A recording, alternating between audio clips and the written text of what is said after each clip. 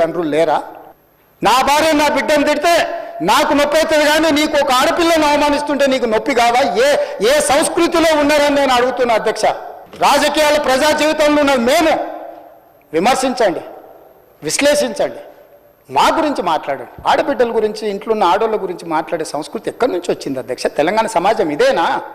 రజాకర్లకు, నిజాంలకు, భూస్వాములకు, పెత్తందారులకు వ్యతిరేకంగా పోరాటం చేసిన స్ఫూర్తి ఓ రామ్జీవ్ గోండు, కొమరం భీమ్, చాకలి ఐలమ్మ, ఈ ప్రాంతంలో దొడ్డి కొమరయ్య, సర్వాయి పాపన్న గౌడు ప్రాతినిధ్యం వహించిన ప్రాంతం ఇది అధ్యక్ష. ఇది ఒక చైతన్యమైన ప్రాంతం. ఈ చైతన్యమైన ప్రాంతంలో ఎదిరించి నిలబడ్డాడు మనగాడు. ఆధిపత్యాలకు వ్యతిరేకంగా నిలబడి కొట్లాడిన గడ్డ ఇది. విష సంస్కృతిని నోటికొచ్చింది మాట్లాడి వాటిని పోస్టు చేయించి ఏం పైశాచిక ఆనందం అని నేను అడుగుతున్నా అధ్యక్ష.